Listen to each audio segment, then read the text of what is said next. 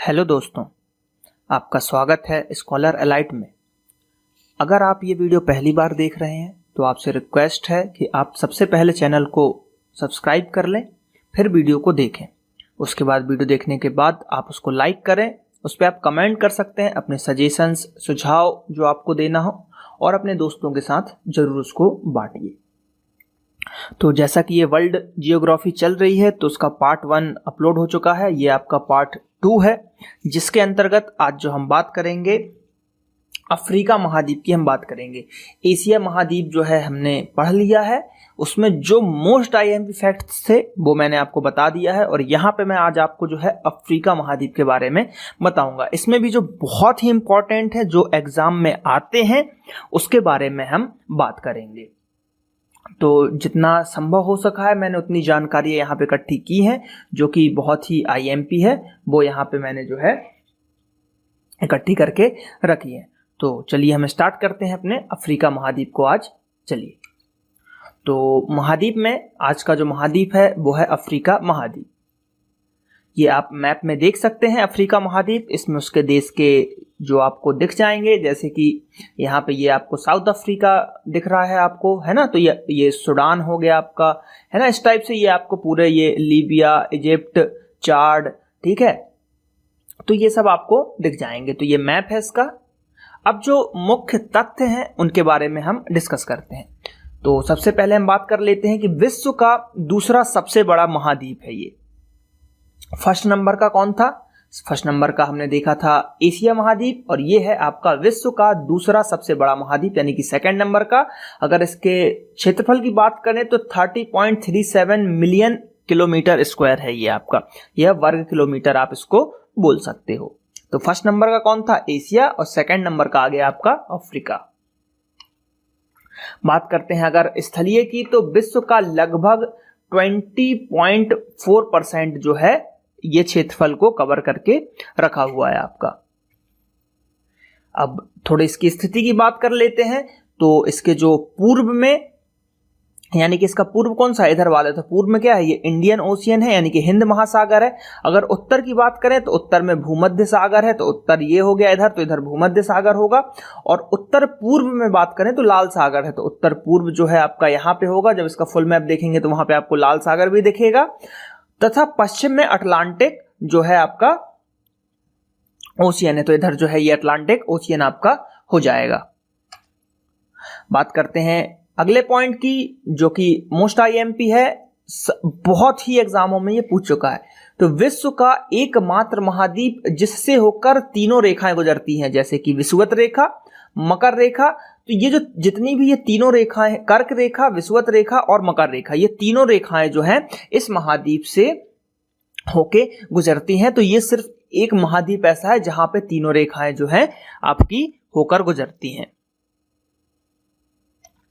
अगले पॉइंट की बात करते हैं। तो अफ्रीका जो है, अफ्रीका को अंध महाद्वीप भी कहा जाता है, क्योंकि यह आर्थिक, सामाजिक, औद्योगिक, सांस्कृतिक और शिक्षा के क्षेत्र में जो है आपका पिछड़ा हुआ है। ठीक है, जैसे कि आपने अगर हॉलीवुड मूवीज देखते होंगे तो उसमें जो अफ्रीका के बारे में बताते हैं तो बहुत ही पिछड़ा हुआ उसको बताया जाता है, और अफ्रीका थोड़ा सा पिछड़ा है। जैसे साउथ अफ्रीका है तो ये थोड़ा सा डेवलप है, इस टाइप से कुछ कुछ चीजें हैं थोड़ी बहुत डेवलप है। लेकिन अगर यहाँ की बात करें, कॉन्गो वगैरह, इधर यहाँ की जो जनजातियों की बात करें तो यहाँ पे जो है थोड़ी ज्यादा जनजाति पाई जाती हैं, ट्राइब्स पाई जाती हैं इन सब एरियो में, तो इसलिए ये थोड़ा ज्यादा कम विकसित है, इसलिए इसको अंध महाद्वीप भी कहा जाता है। तो क्वेश्चन बनता है कि अंध महाद्वीप किसको कहा जाता है? तो अंध महाद्वीप जो है अफ्रीका को कहा जाता है।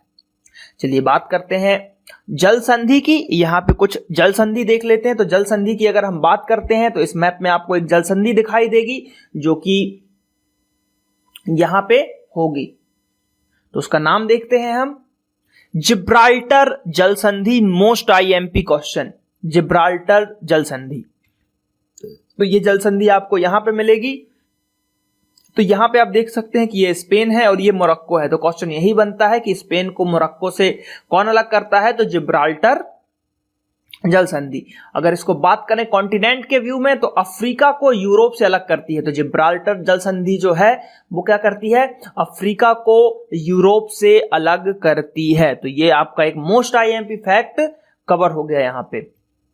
बात करते हैं इसके बारे में, तो यह जल संधि उत्तरी अटलांटिक महासागर एवं भूमध्य सागर के बीच में है स्थित। उत्तरी अटलांटिक महासागर और जो भूमध्य सागर है उसके बीच में यह जल संधि आपकी स्थित है। अब एक और मैप यहां पे आप देख पा रहे होंगे। इस मैप में जो है चीज वो मैं आपको बताता हूं। फैक्ट्स क्या है यहां पे। सुएज नहर की अगर हम बात करें तो सुएज नहर जो है आपका यहां कहीं पे सुएज नहर है, ये यहां पे इतने एरिया में, और ये आपका लाल सागर है, ये और आपका मेडिटेरियन सी है। तो जैसा कि आपको सुएज नहर के बारे में पता है कि लाल सागर और मेडिटेरियन सी को जो है ये अलग करता है। तो ये देखिए सुएज नहर आपको जहां मैंने बताया यहीं पे है। और इसका अगर फैक्ट देखें तो भूमध्य सागर यानी कि मेडिटेरियन सी जो आपको दिख रहा है और लाल सागर के मध्य स्थित है। अगर इसकी लंबाई की बात करें तो इसकी लंबाई है 168 किलोमीटर। कितनी है? 168 किलोमीटर। बात करते हैं इसके कुछ तथ्य की, तो इस नहर का निर्माण जो है 1869 ईस्वी में किया गया था, जिससे यूरोप से भारत आने में 7000 किलोमीटर की जो है बचत हो गई थी। यानी कि अगर यूरोप से आप भारत आ रहे हो, यानी कि इधर यूरोप से यहां भारत आ रहे हो, तो यहीं से आप यहां से घूम के आप जो है भारत पहुंच सकते हो। तो जिससे कि 7000 किलोमीटर की जो है दूरी कम हो जाएगी आपकी। पहले जो है पूरा अफ्रीका यहां से ऐसे घूम के आते थे। अगर आप फुल मैप देखोगे अफ्रीका का तो उसमें जो है इधर से पीछे से ऐसे पूरा यहां से घूम के फिर पहुंचते थे भारत, तो वो लंबा पड़ता था। तो इसलिए इसकी जो है बनाया गया था इसको। बात करते हैं अगले पॉइंट की, तो मिस्र द्वारा सुएज नहर का राष्ट्रीयकरण यानी नेशनलाइजेशन जो है 1956 में किया गया था। तो मिस्र के द्वारा जो है सुएज नहर का राष्ट्रीयकरण कब किया गया था? 1956 ईस्वी में किया गया था। बात करते हैं अगले पॉइंट की, तो इसके दक्षिण में पोर्ट सुएज और उत्तर में पोर्ट सईद पतन जो है आपका यहां पे हो जाने वाला है। तो उत्तर कहां हो गया? उत्तर यानी कि यहां, यानी कि सुएज नहर के उत्तर में। और अगर बात करते हैं सुएज नहर के दक्षिण में, तो सुएज नहर के दक्षिण में इधर। तो इस टाइप से आपके ये जो पोर्ट हो जाएंगे। बात करते हैं अगले पॉइंट की, तो अगला पॉइंट यहां पे बोला जा रहा है कि मिस्र को एशिया और यूरोप महाद्वीप का जंक्शन कहा जाता है। तो मिस्र आप यहां देख पा रहे हैं, इजिप्ट, तो मिस्र को जो है एशिया और यूरोप महाद्वीप का जंक्शन कहते हैं। बात करते हैं सहारा मरुस्थल की, जो कि विश्व का सबसे बड़ा मरुस्थल है। तो आप यहां पे देख पा रहे हो, और ये जो आपको एक इतना सा जो ये नीला सा कुछ भाग दिख रहा है, तो ये जो है एक झील है, जो आगे मैं आपको बताऊंगा कि ये कौन सी झील है। तो अभी जो है हम सहारा मरुस्थल की बात कर लेते हैं। तो यहां पे सबसे बड़ा जो है विश्व का सबसे बड़ा मरुस्थल की बात करते हैं तो सहारा मरुस्थल है। अगर इसके क्षेत्रफल की बात करें तो लगभग 84 लाख वर्ग किलोमीटर इसका क्षेत्रफल हो जाएगा आपका। ठीक है, चलिए बात करते हैं अगले। इस डायग्राम में अगर आप देखेंगे तो जो अफ्रीका है उसके कई आपको देश दिख रहे होंगे। लीबिया दिख रहा होगा, इजिप्ट दिख रहा होगा, चाड दिख रहा होगा, सूडान दिख रहा होगा, है ना। तो इस टाइप से जो है ये मैप लिया है। अब इस पे क्या मैं समझाऊंगा वो आप देखिए आगे। बात करते हैं विश्व का सर्वाधिक गर्म स्थान, जो कि मैंने एशिया वाले भाग में भी कवर किया था कि एशिया का जो सर्वाधिक था वो जैकोबाबाद था। लेकिन अगर विश्व की बात करें तो अल अजीजिया मैंने बताया हुआ था आपको। तो जो अल अजीजिया स्थान है वो आपका अफ्रीका कॉन्टिनेंट के अंतर्गत आता है, क्योंकि यहां से देखिए तीनों रेखाएं गुजरती हैं, जैसे कि कर्क रेखा, मकर रेखा, विषुवत रेखा। तो इसलिए यहां पे जो है जो मौसमी घटनाएं होती हैं वो ज्यादा होती हैं, और यहां पे ये सबसे गर्म भी होता है। तो अल अजीजिया जो कि कहां पे है आपका लीबिया के अंतर्गत आपका अल अजीजिया होगा। तो अल अजीजिया जो है सबसे गर्म स्थान है। अगर बात करते हैं इसके कुछ फैक्ट्स की, ये देखिए लीबिया आप यहां पे देख पाएंगे, ये वाला जो है हिस्सा मैंने यहां पे आपको लगाया हुआ है। तो लीबिया जो कि सबसे गर्म स्थान है लीबिया के अंतर्गत अल अजीजिया, यहां पे भी लगभग जो है इसका 13 सितंबर 1922 को 58 डिग्री सेल्सियस से भी ऊपर का तापमान लगभग रिकॉर्ड किया गया था। तो ये विश्व का सबसे गर्म स्थान है। लेकिन अगर पूछा जाए कि 2010 नहीं, अगर एक क्वेश्चन पूछा जाता है डेथ वैली क्या, तो डेथ वैली जो है वहां पे भी जो एक बार रिकॉर्ड किया गया था वो लगभग 60 डिग्री के आसपास जो है वहां का टेम्परेचर रिकॉर्ड किया गया था। लेकिन सिर्फ वो एक बार ही वहां पर बढ़ा था। तो डेथ वैली भी कभी कभी पूछ लिया जाता है, तो वहां पे 60 डिग्री जो है आपका रिकॉर्ड किया गया था। ये बस माइंड में रखिएगा। चलिए अगले पॉइंट की बात करते हैं। तो अफ्रीका का सर्वाधिक नगरीकृत देश भी जो है आपका लीबिया हो जाएगा। तो अफ्रीका का सर्वाधिक नगरीकृत देश कौन सा है? लीबिया। बात करते हैं अगले कुछ पॉइंट्स की। तो इस मैप में कुछ मैं आपको समझाऊंगा। देखिए क्या झील के बारे में हम बात करने जा रहे हैं। झील, तो झील देखते हैं सबसे पहले विक्टोरिया झील। तो विक्टोरिया झील जो है आपको यहां पे मिलने वाला है। ये झील जो है विक्टोरिया झील है।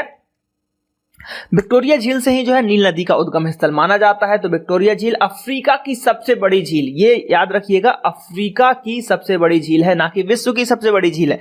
अफ्रीका की सबसे बड़ी झील है जो कि है विक्टोरिया झील। बात करते हैं, इससे होकर जो है विषुवत रेखा गुजरती है आपकी, इस झील से होकर विषुवत रेखा गुजरती है। तो क्वेश्चन ऐसा पूछा जा सकता है कि कौन सी ऐसी झील है जिससे होकर विषुवत रेखा गुजरती है, तो वो है आपकी विक्टोरिया झील। बात करते हैं विक्टोरिया झील के और बारे में। तो विक्टोरिया झील से जो है नील नदी का उद्गम स्थल माना जाता है। नील नदी जो कि सबसे लंबी नदी मानी जाती है हमारे विश्व की, तो नील नदी से जो है नील नदी का उद्गम स्थल कहां माना जाता है, विक्टोरिया झील। बात करते हैं और झील की, ये सहारा मरुस्थल का जो है मैंने आपको बताया था कि ये जो है एक झील है, इसके बारे में हम डिस्कस आगे करेंगे। तो अब मैं जो है यहाँ पे डिस्कस कर रहा हूं इसको। इस झील का अगर बात करें तो इसको चाड़ झील बोलते हैं और ये जो है आपका सहारा मरुस्थल के अंतर्गत पाया जाता है। सहारा मरुस्थल में स्थित प्रमुख झील, तो ये क्वेश्चन पूछा जाता है कि सहारा मरुस्थल में स्थित एकमात्र झील का आप नाम बताइए। तो सहारा मरुस्थल में स्थित एकमात्र झील का नाम है आपका चाड़ झील। बात करते हैं, इसे चाड़ बेसिन भी कहा जाता है। अब कुछ और पॉइंट्स देखते हैं। नदी के बारे में हम थोड़ी सी बात कर लेते हैं। तो नदी, जैसा कि आपको पता है कि नील नदी सबसे लंबी नदी है विश्व की, तो बनी सी बात है अफ्रीका की भी सबसे लंबी नदी कौन सी होगी, नील नदी। तो विश्व की सबसे लंबी नदी की अगर हम बात करें तो वो है आपकी नील नदी, या इसको अगर कुछ लोग नाइल भी पढ़ते हैं तो नाइल नदी आप बोल सकते हो। बात करते हैं, नील नदी विक्टोरिया झील से निकलती है और भूमध्य सागर में गिरती है। ये मोस्ट आईएमपी फैक्ट है, पीएससी के दृष्टि से क्वेश्चन पूछा जाता है कि ये नहीं पूछते कि नील नदी कहां से निकली है, पूछते हैं कि नील नदी जाके गिरती कहां है। तो भूमध्य सागर में नील नदी जो है आपकी गिरती है। तो नील नदी विक्टोरिया झील से निकलती है और भूमध्य सागर में गिर जाती है। बात करते हैं इसके ऊपर बांध। तो नील नदी के ऊपर जो है आपकी आसवान बांध स्थित है। नील नदी पे जो है आसवान बांध आपका स्थित है। तो ये जो है, अब देखिए, एक आसमान बांध हो गया और एक होता है ओबान बांध। ठीक, एक आसमान जो कि देखिए नील नदी के दो पार्ट हैं, यहां मैं बता देता हूं। जैसे नील नदी है ना, नील नदी, ये फैक्ट बहुत कम जगह आपको मिलेगा। नील नदी जो है दो भागों में विभक्त है। एक है नीली नील नदी और दूसरी है श्वेत नील नदी या सफेद नील नदी। ये जो है ऐसी दो भागों में आपकी विभक्त है। तो जो आसवान बांध है वो जो है आपका नीली नील नदी पे है, तो इसके ऊपर कौन सी बांध हो गई आपकी, आसवान। और श्वेत नील नदी के ऊपर जो है ओवान बांध है। कौन सी है, ओवान। ओवन बांध या ओवान बांध आप बोल सकते हो। तो इसको हम ऐसे याद कर सकते हैं कि आसवान को अगर आप आसमान पढ़ो तो आसमान नीला दिखता है, तो नीली नील नदी पे आसमान है। और ओवन के अंदर अगर आप रिलेट कर लो कि कुछ बेकरी का सामान रख रहे हो, सफेद सफेद चीज पका रहे हो, तो श्वेत नील नदी जो है ओवन बांध हो जाएगा, है ना। तो इस तरीके से आप इसको जो है याद कर सकते हो। अब नील नदी की बात चल ही रही है, तो नील नदी पर जो है सबसे बड़ा शहर की अगर हम बात कर लेते हैं तो नील नदी पे स्थित सबसे बड़ा शहर है आपका काहिरा, जो कि मिस्र की राजधानी भी कहलाती है। तो इस डायग्राम में आप देख सकते हो कितने अच्छे से व्यवस्थित है, क्योंकि राजधानी भी है ये आपकी मिस्र की। तो और वैसे ही डेवलप अच्छे रहते हैं ये, तो बहुत ही अच्छा दिख रहा है। तो ये आप देख सकते हो। तो आपको बस इतना याद रखना है कि नील नदी पर सबसे बड़ा शहर कौन सा है, काहिरा है। अब देखिए बांध की बात चल रही है, तो मैं सोच रहा हूं 2-3 बांध और आपको बता दूं जो एग्जामों में पूछा जाता है।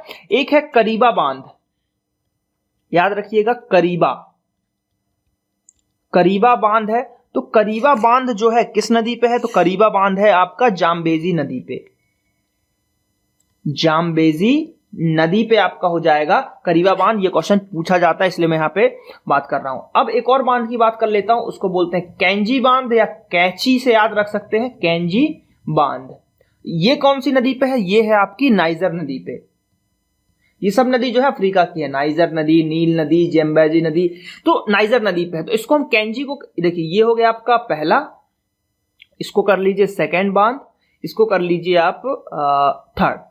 तो इसमें अगर हम बात करें तो कैंजी बांध, कैंजी को हम कैंची से रिलेट कर रहे हैं। तो और नाइजर, नाइजर यानी कि नाई, नाई यानी कि जो आपका कटिंग करता है, बाल काटने वाला।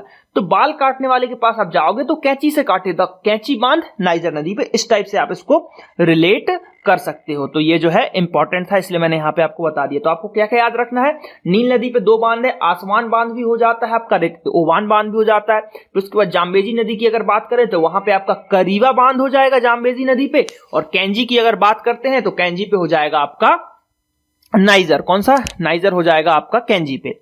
चलिए अब जो है कुछ और फैक्ट्स देख लेते हैं। आगे बात कर रहे हैं नदी की, तो अफ्रीका की कांगो नदी की अगर हम बात कर लेते हैं, जो कि इंपॉर्टेंट है। अफ्रीका की कांगो नदी जो है विषुवत रेखा को 2 बार काटती है। जैसे कि ये अगर अफ्रीका है, विषुवत रेखा ये यहां से लगभग गुजरती है विक्टोरिया झील को काटते हुए, तो कांगो नदी यहां पे है, तो कांगो नदी जो है ऐसा काटती है, मतलब 2 बार इसको ऐसा काटती है। तो कांगो नदी जो है विषुवत रेखा को 2 बार काटती है। बात करते हैं कांगो बेसिन पे, जो है पिग्मी जनजाति आपकी पाई जाती है। तो कांगो बेसिन जो है वहां पे पिग्मी जनजाति पाई जाती है। मोस्ट आईएमपी फैक्ट है ये, याद रखिएगा कि पिग्मी जनजाति कहां की है, पीएससी में कई बार पूछा जा चुका है। तो पिग्मी जनजाति जो है कांगो बेसिन की है, या कांगो और नहीं तो अफ्रीका, ऐसा आपको लगाना है। अब जनजाति की बात चल रही है तो हम बात कर लेते हैं अफ्रीका की प्रमुख जनजातियों के बारे में। तो देखिए पिग्मी जनजाति कहां पे है आपकी, कांगो बेसिन में या विषुवतीय प्रदेश के अंतर्गत पिग्मी जनजाति आ जाती है आपकी। और बात करते हैं बुशमैन, बुशमैन जो है कालाहारी मरुस्थल के अंतर्गत जो है, और बुशमैन जो है कालाहारी मरुस्थल के अंतर्गत आता है। तो इसको हम ऐसे याद रख सकते हैं, एक तो देखिए कालाहारी है और मरुस्थल है, मरुस्थल में इतनी ज्यादा गर्मी रहती है। और बुश अगर आपने देखे होंगे, कार्बन बुश देखे होंगे, तो वो काले ही रहते हैं। तो कालाहारी में कार्बन बुश, बुश का मैन यानी कि काला मैन कालाहारी मरुस्थल के अंतर्गत पाया जाएगा। तो ये भी एक वहां की जनजाति है। अब अगली जनजाति की बात कर लें, बद्दू, जो कि सहारा मरुस्थल में, बद्दू और मसाई, मसाई भी है यहीं की, याद रखिएगा बद्दू प्लस मसाई। तो बद्दू मसाई दोनों सहारा मरुस्थल के जो हैं आपके हैं। इसको हम ऐसे याद कर सकते हैं, तो सहारा मरुस्थल वहां पे आपको पानी वगैरह मिलेगा नहीं, आप नहाओगे नहीं, तो वहां पे आप बद्दू मारने लगोगे। तो वहां के लोग जो है बद्दू मसाई, ठीक, बद्दू मसाई कहां, सहारा मरुस्थल का जो जनजाति हो जाएगी बद्दू मसाई। अब जो बात कर लेते हैं कांगो बेसिन की, तो कांगो वनों का देश भी कहा जाता है। कांगो को क्या बोला जाता है आपका, वनों का देश भी बोला जाता है कांगो को। बात करते हैं कांगो विश्व की सर्वाधिक जल विद्युत शक्ति की संभावित क्षमता जो है कांगो के अंतर्गत आ जाती है। अफ्रीका की लिम्पोपो नदी मकर रेखा को 2 बार काटती है। ये भी एक बहुत ही आईएमपी फैक्ट है कि लिम्पोपो नदी जो है मकर रेखा को, देखिए कांगो नदी जो है विषुवत रेखा को काटती है और लिम्पोपो नदी जो है मकर रेखा को काटती है। तो ये दोनों बहुत ही आईएमपी फैक्ट है, याद रखना ही पड़ेगा आपको, है ना। चलिए बात करते हैं अगले पॉइंट की। तो नाइजर नदी को पाम तेल नदी भी कहते हैं, पाम ऑयल रिवर कहा जाता है। ये क्वेश्चन भी आईएमपी है, अभी फिलहाल रेलवे में ही पूछा गया था, पाम ऑयल रिवर किसको कहा जाता है। तो नाइजर नदी जिसके ऊपर मैंने बताया था कैंजी बांध है, तो इसको पाम ऑयल रिवर भी कहा जाता है। बात करते हैं अब घास के मैदान की, यहाँ के कुछ घास के मैदान की बात कर लेते हैं। तो अफ्रीका के उष्ण घास मैदान को सवाना कहते हैं। तो क्वेश्चन पूछा जाता है सवाना घास के मैदान कहां पाए जाते हैं, तो सवाना घास के मैदान आपके अफ्रीका में पाए जाते हैं। बात करते हैं अफ्रीका के शीतोष्ण घास के मैदान, यानी कि ये ऊपर वाला सवाना जो था उष्ण था, अब लेकिन जो शीतोष्ण घास के मैदान हैं वो कौन से कहलाते हैं, वो कहलाते हैं बेल्ड, वो कहलाते हैं आपके बेल्ड। तो ये आईएमपी क्वेश्चन है। अब कुछ और फैक्ट्स देखते हैं। तो यहां पे आप देख रहे होंगे ये जो मैंने मैप उठाया हुआ है साउथ अफ्रीका, साउथ अफ्रीका की बात करते हैं। तो विश्व की सबसे बड़ी हीरे की खान की अगर हम बात करें तो किम्बरले खान दक्षिण अफ्रीका के अंतर्गत आपका मिल जाएगा। तो विश्व की सबसे बड़ी हीरे की खान जो है किम्बरले खान कहां पे है, साउथ अफ्रीका के अंतर्गत मिलेगा आपको। बात करते हैं विश्व का सबसे विशाल हीरा 3106 कैरेट का, जो कि दक्षिण अफ्रीका की प्रीमियर खान से जनवरी 1905 को सर थॉमस कुलीनान ने खोजा था, इसीलिए इसका नाम जो है कुलीनान हीरा रखा गया था। तो ये एक बहुत ही आईएमपी फैक्ट है, इसको याद रखिएगा, कुलीनान हीरा। बात करते हैं दक्षिण अफ्रीका में किम्बरले की को हीरा नगरी भी कहा जाता है, क्योंकि बनी सी बात है वहां पे हीरे की खदान है, तो इसलिए इसको जो है हीरा नगरी कहा जाता है। दक्षिण अफ्रीका के जोहान्सबर्ग को जो है स्वर्ण नगरी या सोने की नगरी कहा जाता है। किसको, जोहान्सबर्ग को जो है आपका स्वर्ण नगरी या सोने की नगरी जो है कहा जाता है। तो ये आप जो है इसको याद रखिएगा। अब दक्षिण अफ्रीका सोना और हीरा उत्पादन में जो है सर्वप्रथम है। दक्षिण अफ्रीका जो है आपका सोना और हीरा के उत्पादन में सर्वप्रथम विश्व में स्थान रखता है। अफ्रीका की सबसे लंबी रेल लाइन, यहां पे देखिए अफ्रीका की रेल लाइन बोल रही है, ना कि विश्व की बात की जा रही है। तो अफ्रीका की सबसे लंबी रेल लाइन की बात करें तो केप कैरियो से जो है काहिरा से लेकर मतलब केप से लेकर काहिरा तक की जो रेल मार्ग है, सबसे लंबा रेल मार्ग अफ्रीका का है, जो कि दक्षिण अफ्रीका की जो राजधानी केप टाउन है, तो केप टाउन से मिस्र की राजधानी जो काहिरा, हमने पिछले स्लाइड में देखा हुआ था, मिस्र नील नदी के जो पे सबसे बड़ा बसा शहर जो देखा था, वहां तक जो है ये रेल लाइन जाती है। बात करते हैं दक्षिण अफ्रीका विश्व का सर्वाधिक क्रोमियम उत्पादन जो करता है, यानी कि 90% विश्व का जो क्रोमियम दक्षिण अफ्रीका जो है उत्पादन करता है। बात करते हैं अफ्रीका का ट्रांसवाल क्षेत्र जिराफ और जेब्रा के लिए विश्वविख्यात है। तो अफ्रीका का ट्रांसवाल क्षेत्र जिराफ और जेब्रा के लिए है। जलप्रपात की बात कर लेते हैं, कुछ जलप्रपात। तो स्टैनली जलप्रपात जो है कि कांगो नदी के ऊपर आपका मिल जाएगा, स्टैनली जलप्रपात। विक्टोरिया जलप्रपात जो है जिम्बाब्वे नदी पे ऊपर मिलेगा, किस पे, जिम्बेजी नदी के ऊपर जो है विक्टोरिया जलप्रपात। देखिए मैंने जो जनजाति की बात करी थी, तो थोड़ा सा मैं एक और चीज बता देता हूं, विक्टोरिया से याद आया है। जो जनजाति थी आपकी, है ना, तो जनजाति में मैंने सब बता दिया था आपको, लेकिन बस विक्टोरिया के पास की जनजाति नहीं बताई थी। ठीक, तो जो विक्टोरिया था, मतलब विक्टोरिया झील या विक्टोरिया प्रदेश के आसपास की जनजाति जो है, उसको हम जो बोलते हैं लुआ और बगांडा। लुआ और दूसरा है बगांडा। तो लुआ बगांडा जो है विक्टोरिया के आसपास, यानी कि विक्टोरिया झील के आसपास की जो है जनजातियां हैं। तो ये बस आपको याद रखना, कभी कभी क्वेश्चन में पूछ लिया जाता है। चलिए बात करते हैं हम जलप्रपात की। तो दो जलप्रपात हमने देख लिए, स्टैनली जलप्रपात और विक्टोरिया जलप्रपात। अब हम बात करते हैं पर्वत की। तो पर्वत, अफ्रीका की सबसे ऊंचा पर्वत जो है किलिमंजारो है, और जो कि एक ज्वालामुखी पर्वत भी है, तो इसको बहुत ही इंपॉर्टेंट है, किलिमंजारो ज्वालामुखी पर्वत भी है। बात करते हैं हॉर्न ऑफ अफ्रीका, यानी कि अफ्रीका की पूर्वी भाग को कहा जाता है। इन देशों को हॉर्न कंट्रीज कहा जाता है। किन किन देशों को कहा जाता है, जैसे कि इथोपिया, सोमालिया, इन सबको कहा जाता है। तो देखते हैं, मुख्यतः इथोपिया, सोमालिया, जिबूती, ये सब जो है यहाँ के आपके हॉर्न ऑफ अफ्रीका जो है के नाम से जाना जाता है। तो अफ्रीका की नवीनतम राष्ट्र दक्षिण सूडान, जो कि यूएनओ का 193वां सदस्य बना है। तो ये आपको याद रखना है कि यूएनओ का 193वां नंबर का जो है सदस्य देश कौन बना है, तो वो दक्षिणी सूडान जो है आपका बना है। जो सूडान है उसको दो भागों में बांट दिया गया है, एक साउथ सूडान है ना, इस टाइप से आप मैप में जब देखोगे तो आपको ये मिल जाएगा। तो यहाँ पे जो है हमने अफ्रीका के बारे में डिस्कस किया। जो अफ्रीका की बहुत ही आईएमपी चीजें थी वो जो है हमने पूरी यहाँ पे डिस्कस कर ली हैं, जो कि एग्जामों में पूछे जाने की संभावना रहती है। अब जो है आप लोगों का काम है कि जो आपका ये चैनल है इसको आप सब्सक्राइब कीजिए। वीडियो अगर अच्छा लग रहा है तो उसको लाइक कीजिए, शेयर कीजिए, और ये हमारा फेसबुक पेज है www.facebook.com/scholaralite, इसको भी आप लाइक कीजिए और ज्यादा से ज्यादा जो है वीडियोस को देखिए, कमेंट कीजिए, शेयर कीजिए। चलिए मिलते हैं नेक्स्ट पार्ट में। धन्यवाद।